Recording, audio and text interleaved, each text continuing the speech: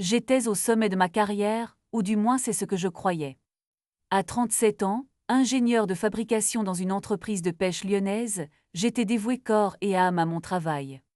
5 ans passés à optimiser les lignes de conditionnement, à gérer les nouveaux projets, même à endosser le rôle d'ingénieur de procédé suite au départ de mon collègue. 16 heures par jour, 7 jours sur 7, j'étais sur le pont. Mon énergie débordante, alimentée par 2 ou 3 monsters par jour, était ma force, la preuve de mon ambition, de ma valeur. Je me voyais déjà gravir les échelons, atteindre le sommet. Je pensais que ma dévotion serait récompensée, puis est arrivé le connard de chef, comme je l'appelais plus tard, intérieurement bien sûr. Il me détestait, je ne sais pas pourquoi. Il critiquait mes idées, les volait ensuite pour les attribuer à d'autres. Mes collègues s'inquiétaient pour ma santé, pour les heures interminables que je passais au travail, mais lui, il en voulait toujours plus.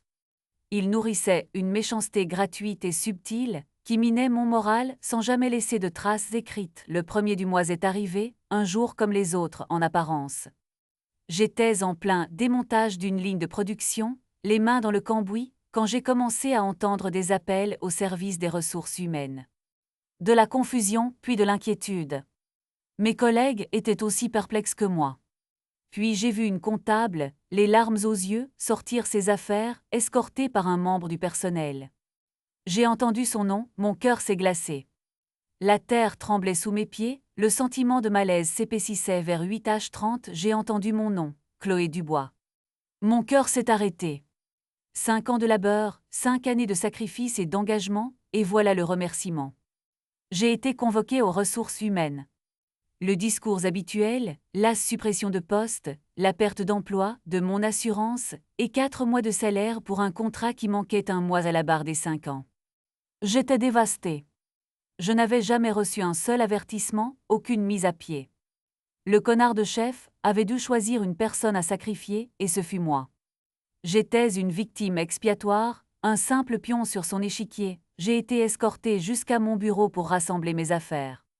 Les larmes coulaient sur mon visage tandis que mon collègue, ingénieur en emballage, s'insurgeait. C'est du pur foutage de gueule. Mon chef n'a même pas daigné me parler, m'a simplement fait accompagner par son adjoint.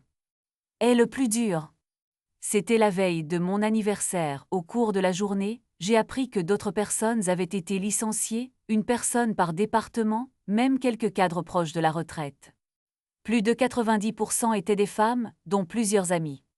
Nous avons découvert que le conglomérat propriétaire de l'entreprise la vendait et que nous étions les victimes expiatoires pour améliorer les comptes. Je ne comprenais toujours pas pourquoi j'avais été choisie dans le département d'ingénierie, alors qu'un autre collègue était à 1 an de la retraite et souhaitait partir, et qu'un autre était en période probatoire. J'étais brisée, perdue, mon sentiment d'injustice atteignant son paroxysme. J'ai pris une journée pour pleurer et célébrer mon anniversaire, ivre-morte avec mes amis, puis je me suis lancée à la recherche d'un nouvel emploi. 1 mois plus tard, j'avais trouvé un poste que j'aimais énormément. Mais voici l'histoire intéressante. 6 mois après mon arrivée dans ma nouvelle entreprise, le directeur d'usine m'a appelé dans son bureau. Son bureau était tout près du mien, nous nous connaissions bien. Je suis entrée avec un sourire et un quoi de neuf. Il m'a présenté un CV, vous travaillez chez Entreprise de pêche, n'est-ce pas? Connaissiez-vous le connard de chef? J'ai répondu oui. Comment était-il en tant que manager? J'ai souri, c'était une personne correcte, mais un excellent conducteur de bus, si vous voyez ce que je veux dire. Il a souri, m'a montré le CV. C'était celui du connard de chef, licencié le même jour que moi. J'étais sous le choc. Puis le meilleur s'est produit. Le directeur a déchiré le CV et l'a jeté à la poubelle. Il a déclaré que c'était tout ce qu'il avait besoin de savoir. Je suis sortie, la mâchoire décrochée. Le connard était au chômage depuis ce jour-là, et sans le savoir, j'avais obtenu ma vengeance. Une vengeance douce, silencieuse, terriblement satisfaisante. Une vengeance parfaite.